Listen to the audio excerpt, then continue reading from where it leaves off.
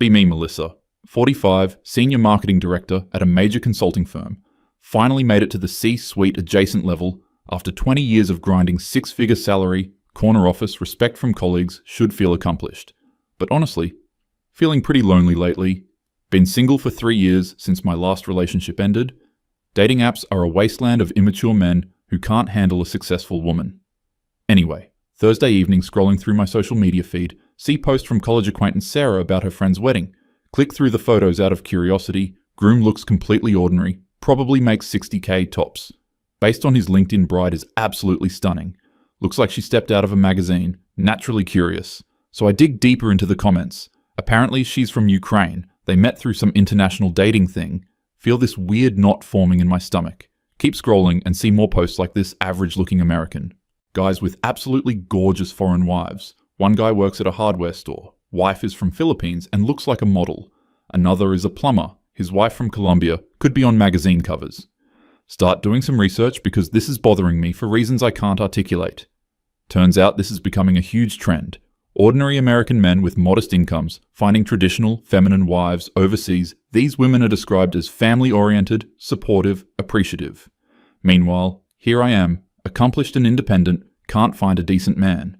Feel my blood pressure rising as I read more about this. These foreign women apparently don't care about splitting bills 50-50. They actually want to take care of their husbands and homes, which is obviously internalized misogyny, but whatever. Ryan walks into the kitchen where I'm stress eating. Leftover Thai food, my 22-year-old son just graduated college, living at home temporarily. Mom, you look like someone stole your parking. Spot.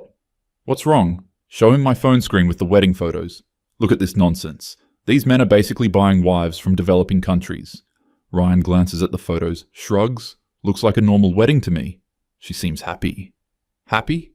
Ryan, this is exploitation. These women are being taken advantage of by men who can't compete in the American dating market. Ryan's expression starts to change, getting that look he gets when he thinks I'm being ridiculous, or maybe these guys found women who actually appreciate them instead of treating them like ATMs with commitment issues. Feel my face getting hot, excuse me. I don't treat men like ATMs. I'm financially independent, which apparently threatens the male ego so much that they have to import wives from countries where women haven't been exposed to basic gender equality. Ryan sets down his water glass harder than necessary. Mum, you literally have a mental checklist for guys that includes their salary, education level, career, trajectory, and probably their credit score. That's called having standards, Ryan. I'm not going to settle for some deadbeat, but these guys you're complaining about aren't deadbeats. You just said yourself they have jobs. They're supporting families. You're mad because they found happiness with women who don't interrogate them about their life plans on the first date. Can't believe my own son is defending this regressive behavior. Ryan, this is about power dynamics. These relationships are inherently unequal because of economic disparities between countries. So let me get this straight. When you date guys who make less than you, that's empowering and progressive. But when other women date guys who make more than them, that's exploitation? Feel cornered by his logic, but he's missing the bigger picture. It's completely different. I'm choosing to date men regardless of their income because I don't need financial support. These women are dependent on their husbands for citizenship status and economic stability. Ryan laughs, but not in a good way, right? So your dating choices are enlightened and feminist, but their choices are just desperation. Have you considered that maybe these women genuinely prefer traditional gender roles? Traditional gender roles are a social construct designed to oppress women. Ryan, no woman naturally wants to be subservient to a man. Ryan's face is getting red now, voice getting louder. Holy shit, Mum, do you even hear yourself? You're literally saying that any woman who doesn't think exactly like you is either brainwashed or oppressed. How is that not incredibly condescending? Watch your language. And yes, women who haven't been exposed to feminist education often internalize patriarchal values. Feminist education? You mean the ideology that tells women they can only be happy if they're competing with men in every aspect of life? That staying home with kids is worthless unless you're also climbing a corporate ladder? This conversation is spiraling and I can feel my control slipping. Feminism is about choice, Ryan. Women should have the choice to pursue careers without being penalized for it. But apparently, they shouldn't have the choice to prioritize family over career without being called oppressed. You're only pro-choice when women choose what you approve of. Stand up from the table because I need to end this before he says something we'll both regret this conversation is over. You clearly don't understand the complexities of gender politics, and you clearly don't understand why you're single. That hits like a physical slapstorm out of the kitchen, and spend the rest of the evening researching this international dating phenomenon. The more I read, the angrier I get. Forums full of American men bragging about their submissive foreign wives, stories about women who cook elaborate meals, maintain perfect homes, never complain about emotional labor. These same men probably wouldn't last 5 minutes with an actual equal partner. Friday at work, can barely concentrate.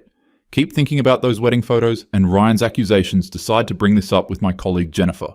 During lunch, Jen, have you noticed this trend of American men basically mail ordering wives from overseas?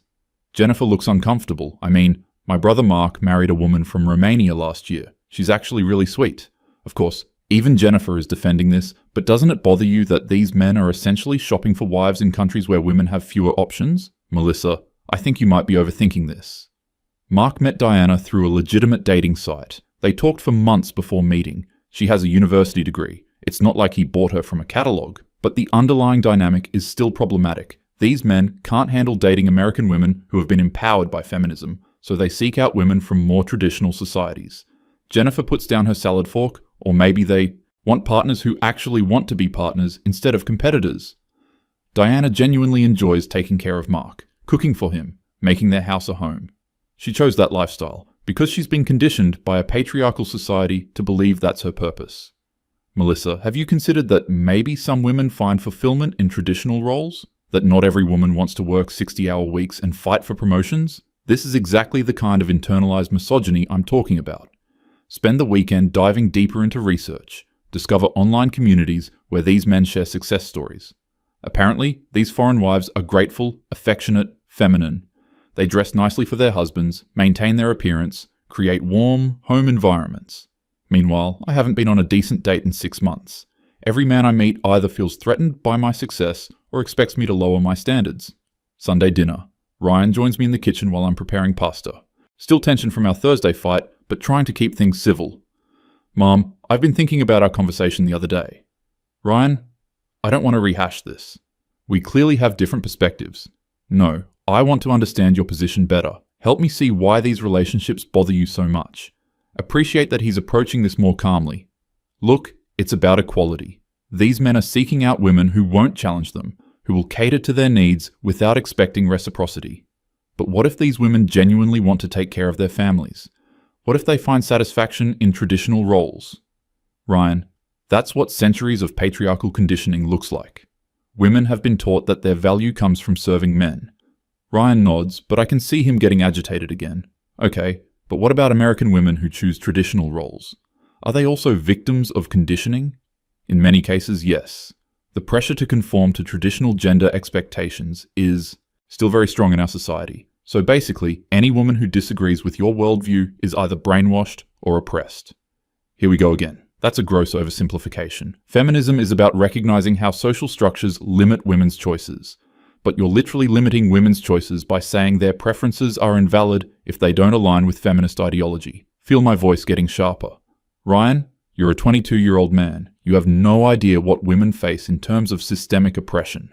And you're a 45-year-old woman who's so convinced of your own victimhood that you can't see how your attitude pushes people away. That's crossing a line. My attitude? Ryan, I refuse to apologize for having standards and expecting to be treated as an equal. Your standards are impossible. You want a guy who's successful, but not too successful, because then he might expect traditional gender roles. You want him to be ambitious, but also completely available for your emotional needs. You want him to pay for dates because you deserve to be courted, but also split everything. 50-50 because equality. Mouth drops open because where is this coming from? That is not... I never said any of those things. Mom, I've watched you date for years. I've heard your phone calls with friends complaining about every guy you meet. Nothing is ever good enough. Too short, too tall, too ambitious, not ambitious enough. Too traditional, too modern. Feel tears starting, but I'm too angry to cry. I have every right to be selective. I'm not going to settle for someone who doesn't meet my standards just to avoid being alone. But meanwhile, these supposedly inferior men with their traditional foreign wives are actually building happy families while you're alone in your corner office, wondering why nobody measures up. The room goes completely silent. Ryan looks shocked at what he just said, but he doesn't take it back. Maybe the problem isn't that American men can't handle strong women. Maybe the problem is that you've confused Being strong with being impossible to please. Storm out of the kitchen again, lock myself in my bedroom, and really start crying this time. Spend Monday at work, distracted and irritable, keep thinking about Ryan's words, impossible to please. Maybe I am selective, but that doesn't make me impossible. Tuesday evening, decide to try a new approach with online dating match with David, seems decent enough marketing manager at a mid-sized company, college educated, recently divorced. We text for a few days before meeting for coffee Thursday evening. David seems nice at first, asks good questions about my work, but then starts talking about his ex-wife. Sarah was great, but we just wanted different things. She was ready to settle down, start a family, focus on the home stuff. Already seeing red flags? What do you mean focus on the home stuff? You know, she wanted to go part-time after kids, make the house more of a priority. I supported that, but it put a lot of financial pressure on me. So you resented her for wanting to fulfill traditional gender expectations? David looks confused by my tone. No, I didn't resent her, but it was stressful being the sole provider. I guess I'm looking for more of a partnership now. Partnership meaning a woman who works full-time and also handles domestic responsibilities? Well, no, I mean, sharing responsibilities based on our strengths and preferences. Can already tell this isn't going anywhere. David, do you expect your partner to take your last name? I mean, I'd like that, but it's not a deal breaker. Why? Just trying to understand your expectations around traditional gender roles. The conversation continues downhill from there. David seems increasingly uncomfortable with my questions about emotional labor and domestic equity. By the end of coffee, we're both ready to leave Friday morning. Jennifer corners me at the coffee machine. How was your date last night? Disappointing. Another man who wants a 1950s housewife with a 2024 salary. Melissa, can I ask you something honestly? Nod because Jennifer's usually reasonable. Do you actually want to be in a relationship, or do you want to prove a point about gender politics? Taken aback by the directness. Of course I want to be in a relationship, I just refuse to compromise my values. But maybe the guys you're meeting aren't asking you to compromise your values. Maybe they just want to feel wanted and appreciated. I can appreciate someone without sacrificing my independence. But do you appreciate them? Because from what you've told me about your dates, you spend most of your time analyzing their potential for sexism instead of getting to know them as people. This feels like another attack on protecting myself from wasting time on men who won't respect my equality. Melissa, equality doesn't mean keeping score of every interaction. Sometimes relationships work because people complement each other, not because they're identical. Weekend arrives, and I'm still processing Jennifer's words. Decide to do more research on this foreign wife phenomenon. Maybe if I understand it better, I can articulate why it's problematic. Discover forums where American men discuss their experiences, stories about wives who greet them at the door with smiles, women who express genuine gratitude for their husband's efforts, wives who maintain their appearance and femininity, couples who seem to have clear, comfortable role divisions. The more I read, the more confused and angry I become. These relationships seem functional, but they're built on outdated gender expectations. Sunday dinner, Ryan's in an unusually good mood, tells me he's been talking to a girl from his college, thinking about asking her out. What's she like? Really sweet, studies engineering, wants to work in renewable energy, but she also loves cooking and talks about wanting kids someday. Alarm bells immediately. Ryan, be careful that you're not looking for someone to take care of you instead of an equal partner. His mood shifts instantly. Mom, why can't you just be happy that I might have found someone I connect with? I am happy. I just want you to build healthy relationship patterns. Healthy. According to who, your definition of healthy seems to involve constant conflict and negotiation about who's more oppressed. That's not fair. I believe in relationships based on mutual respect and equality. But you don't respect anyone who defines equality differently than you do. Here we go again. Ryan, equality has an actual meaning. It's not subjective. Is it equal when you expect men to prove they're not sexist before you'll give them a chance? Is it equal when you assume traditional women are oppressed and modern women are enlightened? Feeling defensive again. I don't assume anything. I recognize patterns of behavior that reinforce patriarchal structures. Mom, you've been single for 3 years. In that time, I've watched you go on maybe 20 dates. Not one of those men was good enough because they all failed some invisible test you never explained to them. I explained my values clearly to all of them. You interrogated them about their views on feminism. On first dates. Who does that? Voice getting louder. Now I'm not going to waste my time on men who don't share my fundamental beliefs about gender equality. But meanwhile, guys who supposedly share none of your beliefs are building happy marriages with women who appreciate them. Those marriages are based on inequality and dependency. According to you, Have you actually talked to any of these couples? Have you asked these women if they feel oppressed? Realize I haven't. Which weakens my argument I don't need to interview victims of false consciousness to understand systemic oppression. Ryan throws his hands up. False consciousness. Jesus Christ, Mom, do you hear yourself? Any woman who disagrees with you has false consciousness. Any man who wants appreciation instead of constant criticism is a sexist. Any relationship that doesn't look exactly like your ideal is oppressive. Feel tears coming again, but push through, Ryan. I've spent my entire adult life fighting for women's equality. I've experienced workplace discrimination, dating double standards, societal pressure to be perfect in every role. I'm not going to pretend those things don't exist. I'm not asking you to pretend anything doesn't exist. I'm asking you to consider that maybe your approach to relationships is self-defeating. My approach is based on self-respect and refusing to settle. Your approach is based on assuming the worst about every man you meet and testing them instead of connecting with them. Stand up, because this is getting too intense. I'm done having this conversation. You clearly don't understand the realities of dating as a successful woman in a patriarchal society. And you clearly don't understand why those supposedly inferior men with their traditional wives are happier than you are. That stops me cold. What did you say? Ryan's face is red with frustration. I said, maybe there's a reason those guys found happiness while you're alone. Maybe it's not because they settled for oppressed women. Maybe it's because they approached relationships with appreciation instead of suspicion.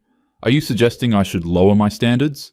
I'm suggesting you should examine whether your standards are actually about finding a good partner or about proving you're better than other women.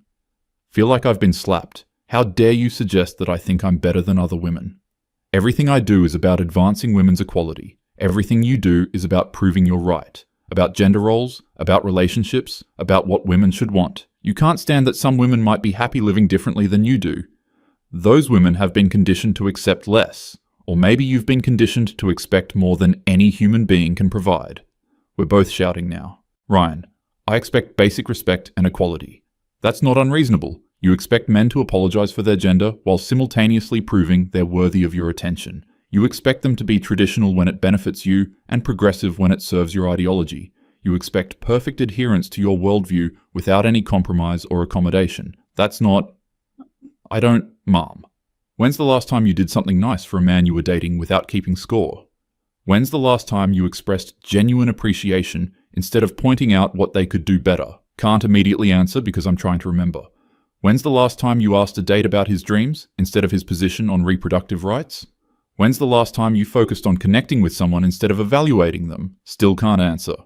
That's what those foreign wives do, that you can't. They approach relationships with gratitude and affection instead of suspicion and demands. They approach relationships from positions of dependence and vulnerability, and you approach them from positions of superiority and judgment. Which one sounds more appealing to you?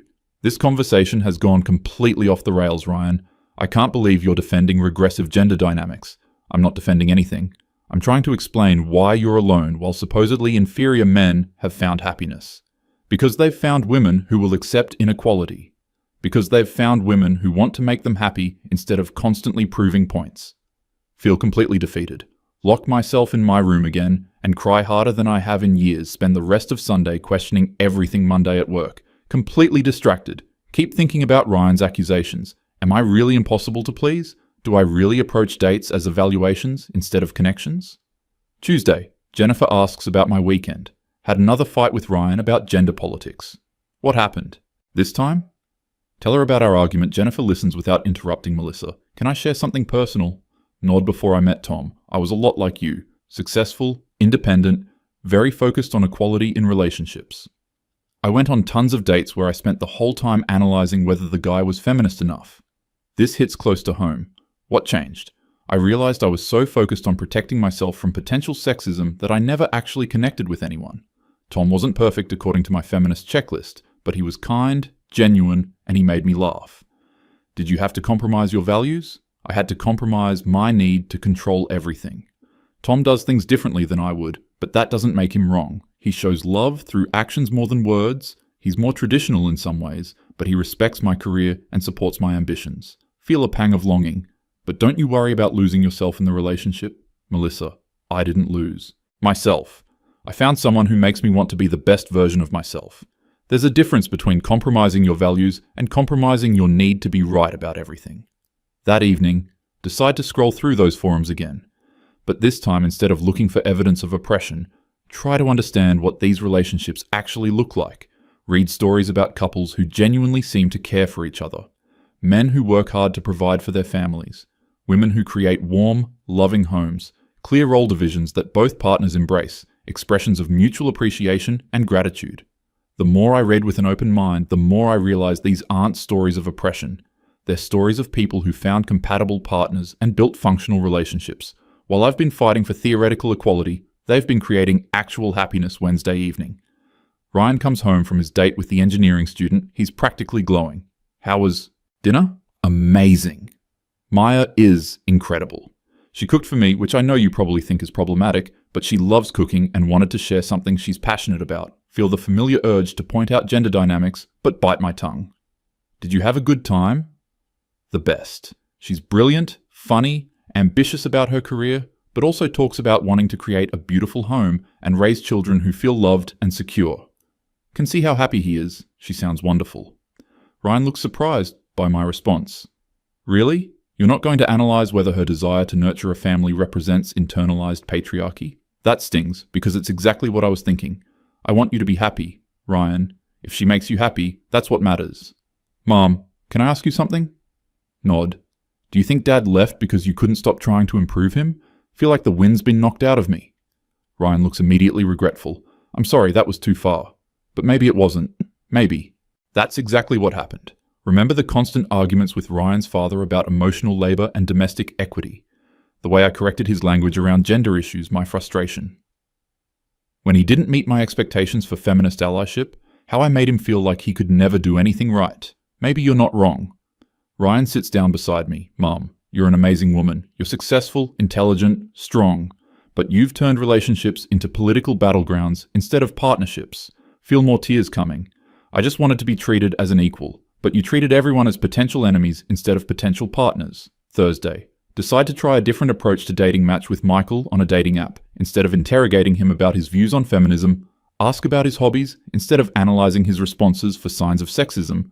Listen to what he's actually saying. He's a teacher, coaches youth soccer, loves hiking, divorced, has joint custody of his daughter. When he suggests coffee, I suggest a local trail.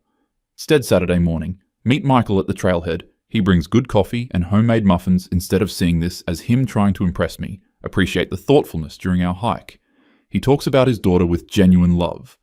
Mentions how his ex-wife is a good mother, even though their marriage didn't work. Speaks respectfully about the women in his life when he offers to carry my water bottle. Instead of declining on principle, say thank you when he holds branches back on the trail. Instead of insisting I can handle it myself, smile and walk through. For the first time in years, I focus on enjoying someone's company instead of evaluating their feminist credentials.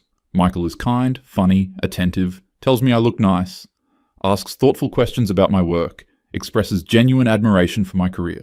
Accomplishments doesn't seem threatened by my success or try to minimize it, but also doesn't apologize for. Being masculine or traditional in some ways end of the hike, he asks if I'd like to have dinner sometime. Instead of my usual response about taking things slow, hear myself saying yes. Drive home feeling lighter than I have in months. Sunday dinner. Ryan asks about my date. It was actually really nice. Michael seems like a good man. Ryan raises an eyebrow. No red flags? No problematic attitudes about gender roles? Laugh despite myself. I didn't spend the whole time looking for red flags. I just enjoyed his company. And how did that work out? Better than my usual approach. Ryan grins. Maybe there's hope for you yet, Mom? Wednesday. Second date with Michael. Dinner at a nice restaurant he chose. He opens doors, pulls out my chair, orders wine. Old me would have bristled at these traditional gestures. New me recognizes them as expressions of care and respect. Conversation flows naturally. He asks about my work challenges without trying to solve them for me. Shares stories about his students and his daughter talks about his ex-wife without bitterness. When the check comes, he insists on paying instead of arguing about splitting it. Thank him graciously. Walking to our cars, he tells me he'd like to see me again. Instead of playing games or maintaining artificial distance, tell him I'd like that too Friday evening. Having dinner with Jennifer, tell her about my dates with Michael. You seem different, happier. I think I am. I stopped approaching dating like a political campaign and started approaching it like dating. What changed your mind? Ryan, mostly, and seeing how miserable I was making myself and everyone around me. It takes courage to change patterns that deeply ingrained. Think about those forum posts about foreign wives realize they weren't succeeding because they were oppressed. They were succeeding because they approached relationships with appreciation instead of suspicion, because they wanted to make their partners happy, instead of constantly testing them because they understood that partnership sometimes means complementing each other instead of competing. Saturday night, third date with Michael, he invites me to his place for dinner, cooks for me, which he clearly enjoys doing. Instead of analyzing the gender dynamics of him cooking for me, appreciate the effort and care. Dinner is delicious, conversation is easy. Tells me about his marriage and divorce without making his ex-wife the villain, talks about wanting to find a real partnership with someone who wants to build a life together. When he reaches for my hand across the table, don't pull away for the first time in years, allow myself to be vulnerable with a man. Sunday morning, Ryan notices my good mood. Things going well with the teacher, really well. I think I might actually like him. And he hasn't failed any feminist purity tests? I stopped administering those. Wise decision, you seem happier than you've been in years. Realize he's right. Also realize that my previous approach to relationships was pushing away exactly the kind of men who could make me happy. Men who wanted partners, not adversaries. Men who wanted appreciation, not constant criticism. Men who wanted to care for and protect the women in their lives. Thursday, Jennifer asks how things are progressing with Michael. He's meeting Ryan this weekend. That's a big step. I'm nervous but excited. I think Ryan will like him. What changed for you, Melissa? You seem like a different person. Think about that question. I realized that those men finding happiness with foreign wives weren't settling for oppressed women. They were finding women who approached relationships the way I should have been all along. Which is how? With gratitude instead of demands. With appreciation instead of criticism. With the goal of building something together instead of proving points about equality. Saturday evening, Michael meets Ryan. Watch them talk about soccer, teaching, Ryan's girlfriend Maya. Michael asks thoughtful questions, shows genuine interest, treats Ryan with respect without trying to be his friend. After Michael leaves, Ryan gives his approval. I like him, Mom. He seems like a good man. Even though he held doors for me and insisted on paying for dinner? Ryan laughs especially because of that. He's showing you that he values you enough to take care of you. 6 weeks later, Michael and I are exclusive. He's met all my friends. I've met his daughter. Relationship feels easy. In a way I'd forgotten was possible. No constant negotiations about who pays for what. No arguments about emotional labor distribution. No tests or evaluations or political litmus tests. Just two people who enjoy each other's company and want to build something together. Realize that those traditional foreign wives weren't victims of false consciousness. They understood something I had to learn the hard way. That relationships work best when both people focus on making each other happy instead of keeping score. That complementary roles can be empowering instead of oppressive. That appreciation and gratitude create stronger bonds than criticism and demands. Tuesday evening, having dinner with Ryan and Maya, watch them interact with obvious affection and mutual respect. Maya cooks, Ryan cleans up, she defers to his expertise about financial planning. He defers to hers about their home renovation clear role divisions that they both embrace, constant expressions of appreciation for each other's contributions, exactly the kind of relationship I would have criticized a year ago. Now I can see how happy and functional they are, together. Maya, can I ask you something personal? Of course. Do you ever feel like you're sacrificing your independence by taking on more traditional roles? Maya and Ryan exchange a glance. Melissa, I think I'm more myself in this relationship than I've ever been. Ryan supports my career completely, but he also appreciates when I take care of our home. I feel valued for everything I bring to our partnership, not just my job. And you don't feel pressure to prove your equality? I don't need to prove anything. We both know what we contribute.